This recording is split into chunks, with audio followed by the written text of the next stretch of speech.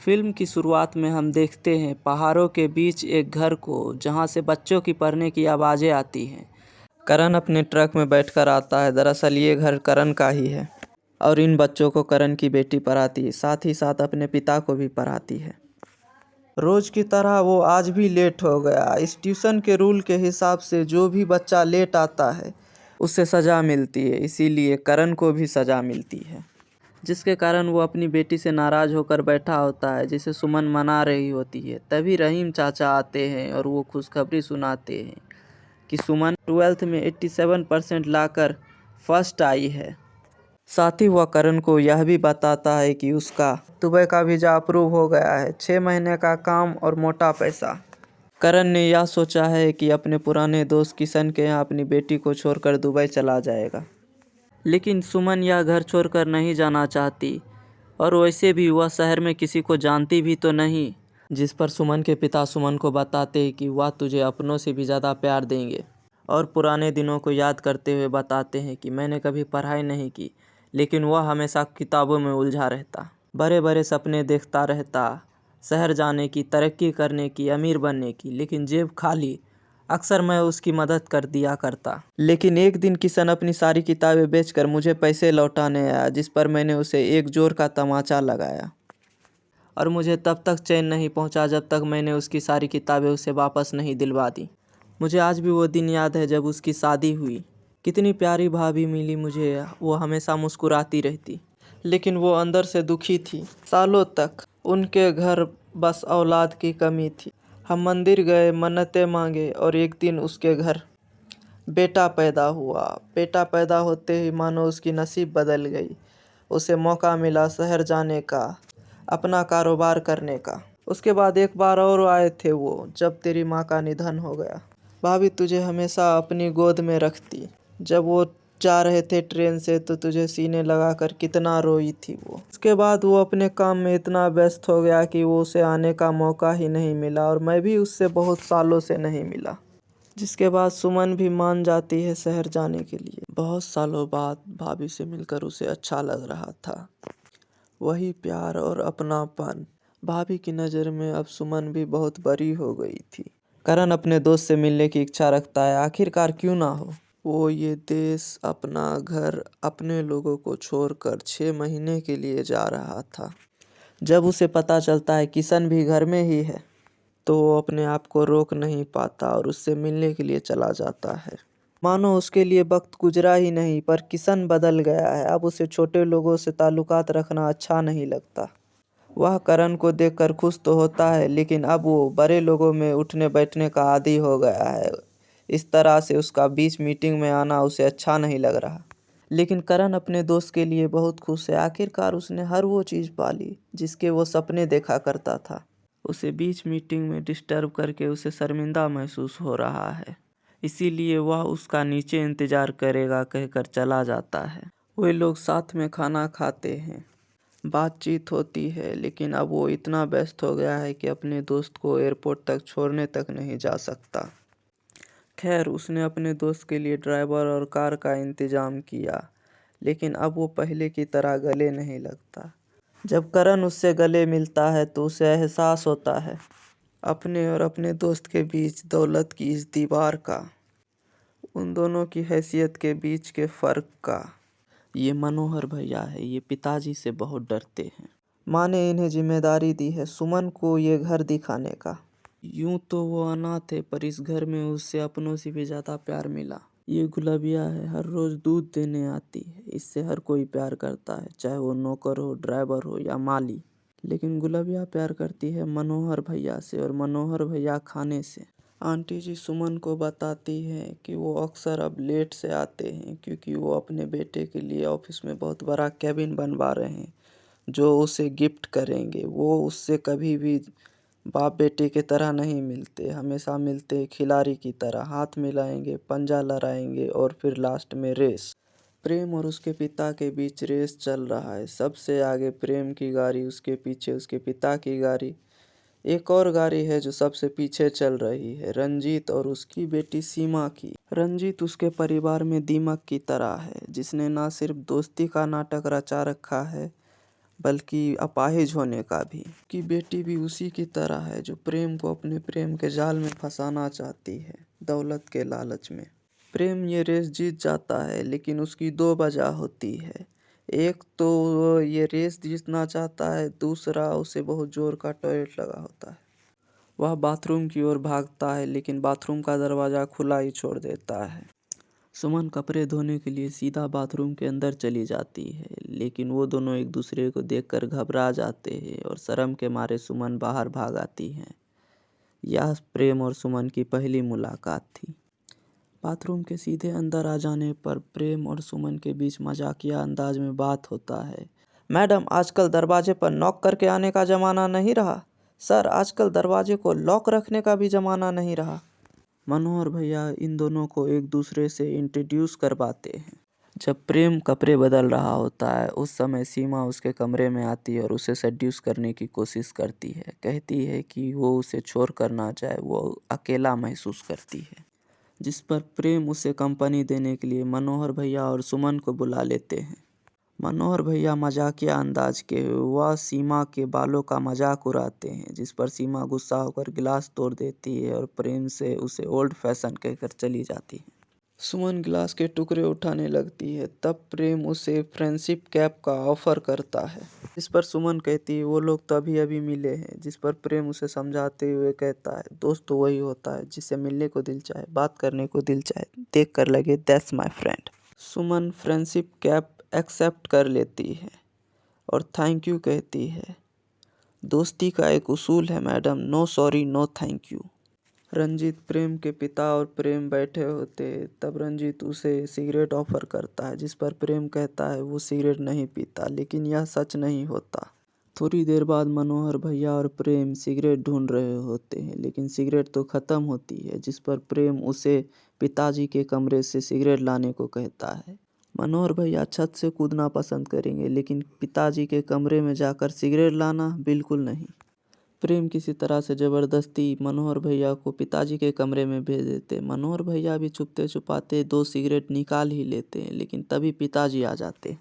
पिताजी मनोहर भैया को कमरे में आने की वजह पूछते हैं, जिस पर मनोहर भैया घबराते हुए किताब का बहाना बनाते हैं। तो पिताजी कहते हैं, कौन सी? वह किताब का नाम हमारे प्रिय पापा जी बताते हैं। पापा जी नहीं नाना जी, नाना जी नहीं काका जी। फिर उनके मुंह से निकलता है हमारे प्रिय विवेकानंद जी। जिस पर पिताजी उसे किताब दे देते हैं। वह कमरे से निकल ही रहा होता है कि सुमन टोक देती है, मनोहर भैया कहाँ? जिस पर सिगरेट वाला हाथ दिखाते हुए कह देते, किताब लेने गया था। सुमन सिगरेट देख लेती है। मनोहर भैया घबराते हुए कहते, सिगरेट तो यहाँ, और किताब वाला हाथ दिखा देते हैं। वो जल्दी जल्दी में वहाँ से भाग जाते हैं। फिर वो और प्रेम दोनों सिगरेट एंजॉय कर रहे होते, जिसे सुमन भी देख रही थी। माँ को कमरे की ओर आता देख उन दोनों ने जल्दीबाजी में सिगरेट तो छुपा दी, पर इस सिगरेट की स्मेल कमरे में अभी भी होती है। माँ के पूछने पर उन दोनों के चेहरे का रंग उड़ जाता है, जिस पर सुमन आरती की थाली लेकर आती है और आरती के धुएं को स्मेल की वजह बताती है। कहीं ना कहीं माँ को ये बात पता होती है, सिगरेट की स्मेल और आरती के स्मेल के बीच का फ़र्क, लेकिन इन बातों पर ज़्यादा गौर नहीं करती। आज तो वो लोग बच गए। जिस पर सुमन कहती है, cigarette is injurious to health, और प्रेम एक ही बार में सिगरेट बुझा देता है। दोस्ती की है, निभानी तो पड़ेगी। प्रेम और मनोहर भैया टेबल टेनिस खेल रहे होते, जिसमें प्रेम ने उसे तीसरी बार हरा दिया और मनोहर भैया का मजाक उड़ाते हैं। वहाँ सुमन भी बैठी होती है, जो आंटी से कहती है, कुछ लड़के अपने खेल पर कुछ ज़्यादा ही गुरूर करते हैं। तो प्रेम भी चैलेंज करते हुए कहता है कि फिर तुम अपना जोर आजमा लो। उस समय वो अपने पिता का खत पढ़ रही थी। उसे पढ़ते हुए वो इमोशनल हो जाती है। तो प्रेम को लगता है कि लड़कियां होती है इसी, हर बात पर रोने लग जाती है। जिस पर माँ कहती है, पिता का खत मिला है, फिर इमोशनल क्यों ना हो। जिस पर प्रेम और मनोहर भैया सुमन का दिल बहलाने के लिए उसे घुमाने ले जाते, उसे साइकिलिंग पर ले जाते। साइकिलिंग के दौरान सुमन को चोट लग जाती है, जिसकी वजह प्रेम खुद को समझता है, तो वो उससे माफ़ी मांगता है। तो वो डायलॉग मारते हुए कहती है, दोस्ती में no sorry no thank you. Prem उससे रिक्वेस्ट करता है कि वो उसके पैरों पर मलहम लगा देगा, जिस पर वो शर्माती है, कुछ सोचती है, फिर हाँ कर देती है। इन दोनों के दिलों में एक दूसरे के लिए प्यार अंगड़ाई लेने लगी थी, जिसे ये लोग समझ नहीं पा रहे। रंजीत साहब प्रेम को अपने भांजे जीवन से मिलवाते हैं। जीवन एक बुरा इंसान है, सीमा प्रेम को पार्टी में इनवाइट करती है जिसमें प्रेम अपने साथ सुमन को भी ले जाता है। वहाँ जीवन भी मौजूद होता है जो एक कबूतर पर निशाना लगा रहा होता है जिसे सुमन बचा लेती है, जिस पर सीमा उसे उल्टा सुल्टा बहुत कुछ बोल देती है जो प्रेम को अच्छा नहीं लगता, तो प्रेम पार्टी छोड़कर बाहर आ जाता है। सुमन किसी तरह प्रेम को समझा लेती है और प्रेम के लिए खाना लेने जाती है। तभी जीवन उसके साथ बदतमीजी करता है और उससे कमरे में ले जाकर उसके साथ ज़बरदस्ती करने की कोशिश करता है, जो प्रेम देख लेता है और उन दोनों के बीच फाइट शुरू हो जाती है। जीवन प्रेम और सुमन की दोस्ती का मजाक उड़ाते हुए कहता है, एक लड़का और लड़की कभी दोस्त नहीं होते, ये तो बस पर्दा है पर्दा, कपकपाती रातों में धड़कती हुई दिलों की भड़कती हुई आग को बुझाने का, छुपाने का। प्रेम भी उसे मुंह तोड़ जवाब देता है, उसे पीट कर। लेकिन इस पार्टी के बाद प्रेम और सुमन के बीच सब कुछ बदल जाता है। कहीं ना कहीं सुमन के दिल में ये बात घर कर जाती है कि समाज उसके दोस्ती को एक्सेप्ट नहीं करेगा और सुमन प्रेम की दी हुई कैप भी लौटा देती है।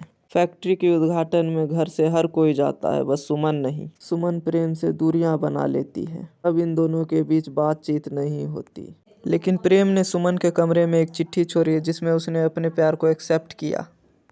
अब सुमन भी अपने प्यार को एक्सेप्ट करना चाहती है, लेकिन प्रेम फैक्ट्री के उद्घाटन में गया है, तो सुमन ने भी प्रेम के लिए चिट्ठी लिखी जिसे वो कबूतर के जरिए पहुंचाती है। प्रेम भी सुमन के बिना एंजॉय नहीं कर रहा होता है। जैसे ही उसे खत मिलता है वो तुरंत घर लौट जाता है। सुमन उसे आई लव यू बोलने ही वाली थी कि सब लोग घर वापस आ जाते हैं। अब प्रेम को भी सुमन से आई लव यू सुनना है, तो वो शाम में बोटिंग पर जाने का प्लान बनाता है, लेकिन वह घर के कामों में इतनी बिजी होती है कि शाम में बोटिंग पर जा ही नहीं पाती, जिससे प्रेम गुस्सा हो जाता है। सुमन भी प्रेम के सब्र का इम्तिहान लेने लग जाती है, जिस पर प्रेम भी कह देता है, अगर तुमने आई लव यू नहीं बोला तो मैं माँ से कह दूंगा कि मेरे लिए दूसरी लड़की देख ले। इस पर सुमन ने भी प्रेम को ऑल द बेस्ट कह दिया है। यह कहने भर की देर थी कि प्रेम ने भी माँ से जाकर कह दिया कि मेरे लिए कोई अच्छी लड़की तलाश करे, कि अब मैं जवान हो गया हूँ। और लड़की में वही सारे गुण बताता है जो सुमन के अंदर नहीं है, छोटे छोटे बाल और छोटे कपड़े पहनने वाली लड़की। अगर सुमन शहजादी है तो प्रेम की अकड़ भी किसी बादशाह से कम नहीं। शर्त भी ऐसी कि 3 बार कान पकड़कर अगर आई लव यू नहीं बोलोगी तो फिर प्रेम भी माफ़ करने वालों में से नहीं। दिन करवा चौथ का होता है। सुमन प्रेम को मनाना तो चाहती है, लेकिन वो औरतों में जाकर बैठा है। अब सुमन बोले तो बोले कैसे। अब मनोहर भैया सुमन की मदद करते हैं। तराक्षी के बहाने किसी तरह सुमन उसकी शर्त मान लेती है। गाने के बहाने आखिरकार सुमन बोल ही देती है 3 बार कान पकड़ के आई लव यू। सुमन ने प्रेम को खत में लिखकर भी आई लव यू भेजा होता है, जो सीधा माँ को मिल जाती है और माँ को भी पता चल जाता है इन दोनों के बीच का रिश्ता। सुमन प्रेम को अपने हाथों से खिला रही होती है। इन दोनों ने ही सुबह से कुछ नहीं खाया होता है। माँ ये सब दूर से देख रही होती है। कहीं ना कहीं उन्होंने सुमन को बहू के रूप में एक्सेप्ट कर लिया है। सुबह में सुमन को प्रेम के कमरे में ले जाकर माँ प्रेम की शादी दूसरी लड़की से करवाने की बात करते हैं, तो प्रेम अपनी माँ को समझाने लग जाता है, जिसमें माँ ने सुमन को अपनी पसंद बताई, जिससे वो अपने बेटे की शादी करवाना चाहती है। जिसमें प्रेम और सुमन खुश तो बहुत होते हैं और प्रेम ऑफिस के लिए निकल जाता है। दोनों शर्मा जाते हैं, अपनी माँ से आंखें नहीं मिला पाते। वहीं दूसरी तरफ प्रेम के पिता ने प्रेम के लिए सीमा को चुना है, लेकिन सीमा को ये बात पता चल जाती है कि प्रेम और माँ ने सुमन को बहू के रूप में एक्सेप्ट कर लिया है। ये बात प्रेम के पिता को बता देती है। रंजीत और उसका परिवार प्रेम के पिता का कान भरने लग जाता है। रंजीत की बातों में आकर प्रेम के पिता ने भी मन बना लिया है कि कैसे उसे खरी खोटी सुनाए और उसे नीचा दिखाए। प्रेम को किसी बहाने से उसके पिता दूर भेज देते हैं। इस दिन सुमन का जन्मदिन होता है। रात में प्रेम सुमन के लिए एक सरप्राइज पार्टी प्लान करता है, जिसमें सिर्फ वो दोनों होते हैं। अगली ही सुबह जन्मदिन के मौके पर प्रेम के पिता ने और रंजीत ने बहुत कुछ बोल दिया। शब्दों की धार कहीं ना कहीं रूह को चीर देती है। प्रेम की माँ ने बहुत समझाने की कोशिश की, लेकिन वो सुमन को बेइज्जत करते रहे, उसकी एक ना सुनी। तभी इन बातों से अनजान करण घर लौट आता है। वह सबके लिए तोहफे लेकर आया है, पर उसे क्या पता है उसको तो अभी तोहफा मिलने वाला है। उसके दोस्त की तरफ से, जिसे वो जिंदगी भर याद रखेगा। झूठा लांछन, वो भी उसकी बेटी पर। किस पिता को बर्दाश्त होगा ये। अब कहने और सुनने के लिए कुछ नहीं रह गया था। सुमन का पिता अपनी बेटी को लेकर वापस गांव लौट जाता है।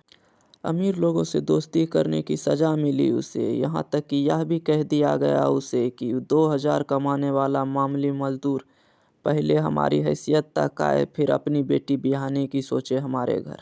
प्रेम जब लौट कर आता है और उसे इन बातों का पता चलता है तो अपने पिता के दौलत को ठुकरा कर सिर्फ माँ का आशीर्वाद और माँ के दिए हुए कंगन लेकर निकल पड़ता है घर की बहू को घर में वापस लाने के लिए। रंजीत ने और उसके पिता ने उसे रोकने की बहुत कोशिश की, पर वो नहीं रुका। अब तो वापस तभी लौटेगा जब अपने साथ इस घर की बहू को लेकर आएगा। पिताजी ने भी अकर में जाने दिया। यूँ तो प्रेम नाम करण का दिया हुआ ही है, पर इतने सालों से प्रेम को करण ने नहीं देखा तो वो उसे पहचान नहीं पाएगा।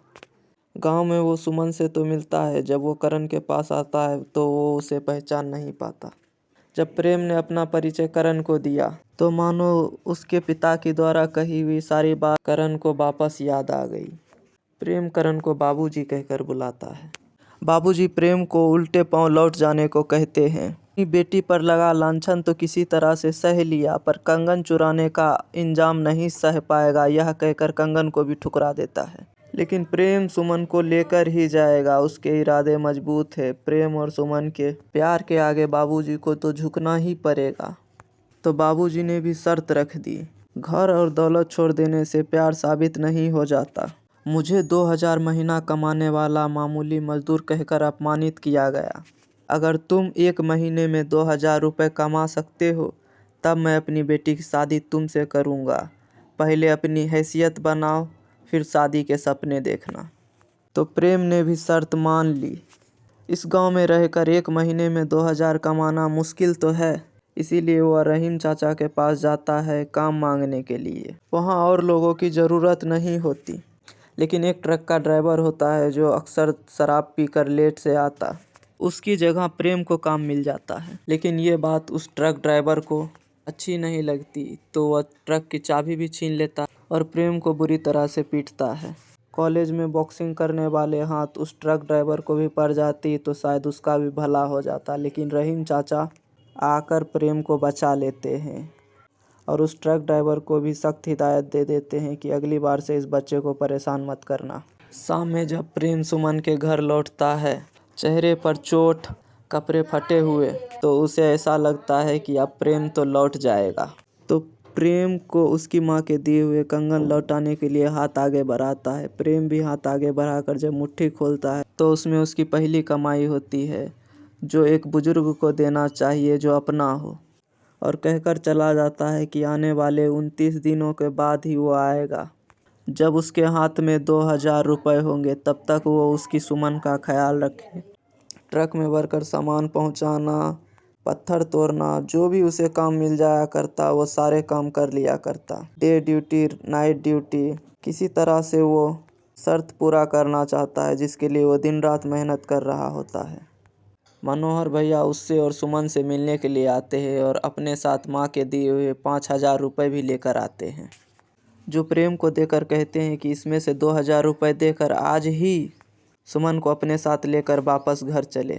प्रेम ये पैसे लेने से मना कर देता है और कहता है अब तो मैं घर तब तक नहीं लौटूंगा जब तक मैं ये शर्त पूरी ना कर दूं। मनोहर भैया से उसकी यह हाल देखा नहीं जा रहा था। मनोहर भैया अपने आंसू नहीं रोक पाते, जैसे यह दृश्य उसकी रूह को चीर रहा हो। पिताजी के सामने जाने से भी डरने वाला इंसान आज पिताजी के सामने खड़ा होकर यह पूछ रहा है कि क्या आप प्रेम से प्यार नहीं करते? अगर करते हैं तो कैसे उसको इस हालत में छोड़ सकते हैं?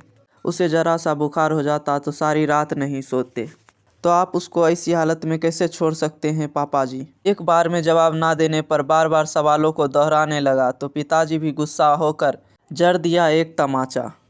जवाब मिल गया मुझे, आप तड़प रहे हैं उसके बिना। अब और क्या पूछूं एक लाचार बाप से, कहकर मनोहर भी इस घर को छोड़कर गुलबिया के साथ चला जाता है। जो धागे दूसरे पतंगों को काटता है वो कभी कभी अपने ही हाथों को भी काट देता है। यही स्थिति थी प्रेम के पिता की। कहीं ना कहीं वो भी बेटे के बगैर अंदर से टूट गए थे, लेकिन अकर इतनी आसानी से नहीं जाती। लेकिन फिर भी प्रेम से मिलने के लिए चल ही जाते, अपने साथ प्रेम की गाड़ी भी लेकर जाते कि यह सोचकर कि वह अपने बेटे को किसी तरह से मनाकर वापस ले ही आएंगे। इधर ट्रक ड्राइवर और उसके चमचे ने प्रेम के लिए एक षड्यंत्र बुना, जिसमें प्रेम फंस जाता है और उसे चोट आ जाती है। उसे बुखार भी है। उसका पिता उसके सामने खड़ा होता है, उसे घर तक रेस लगाने को कहता है, लेकिन प्रेम कहता है कि अब गाड़ियाँ बदल चुकी है पापा, अब वह एक ट्रक ड्राइवर है। यह उसका संघर्ष है जिसमें सुमन भी उसका हाथ बटाती है, जिसे देख उसका पिता वापस लौट जाता है। कम से कम अपने बेटे की कमाई की एक चाय तो पीकर जाता। दूसरी तरफ जीवन उसके पिता की कंपनी में घोटाले पर घोटाले कर रहा होता है, जो एक्सपोज हो जाता है। तो प्रेम के पिता उसे काम से निकाल देते हैं, उसकी जगह किसी और को रख लेते हैं।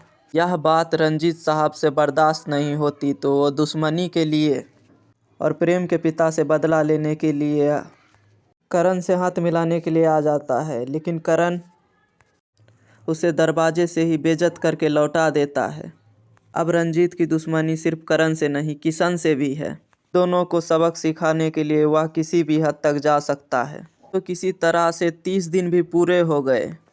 सभी मजदूर खुश है क्योंकि प्रेम ने 2000 रुपये तो कमाए ही, ऊपर से 200 रुपये एक्स्ट्रा कमाए। जो 200 रुपये प्रेम दरगाह पर चादर चढ़ाने के लिए रहीम चाचा को दे देता है। अब उसके पास शर्त के 2000 रुपये है, जिससे वह अपनी बीवी को घर ले जा सकता है। इधर सुमन भी प्रेम का इंतज़ार कर रही है। प्रेम सुमन के घर ही जा रहा होता है कि रास्ते में जीवन और वो ट्रक ड्राइवर कुछ गुंडों के साथ मिलता है, जो प्रेम को बहुत मारता है और उसके पैसे भी फेंक देता है। प्रेम पैसे उठाकर अपने पास रख लेता है, फिर उन लोगों को भी सबक सिखाता है। आज वो ट्रक ड्राइवर का भी हिसाब कर ही देता है, लेकिन जीवन उसे धोखे से नदी में गिरा देता है और उसे लगता है कि अब प्रेम का अंत हो गया है। रंजीत साहब करण को फ़ोन करके यह बताता है कि उसका बेटा कुछ दिनों से लापता है। हो ना हो इसमें करण की ही साजिश है।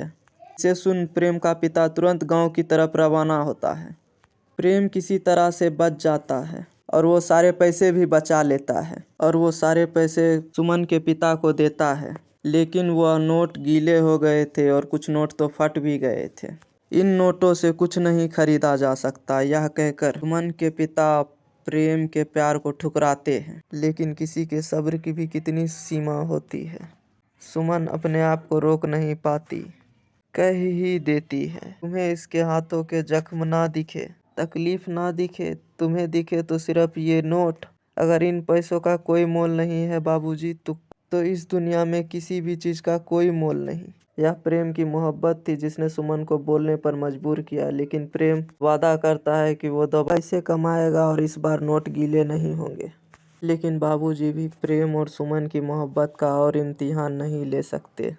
इन दोनों की मोहब्बत को एक्सेप्ट कर लेते हैं और कहते हैं ये कागज़ के टुकड़े नहीं, ये अनमोल है। अगली सुबह रंजीत प्रेम के पिता और उसके पूरे परिवार को लेकर आता है।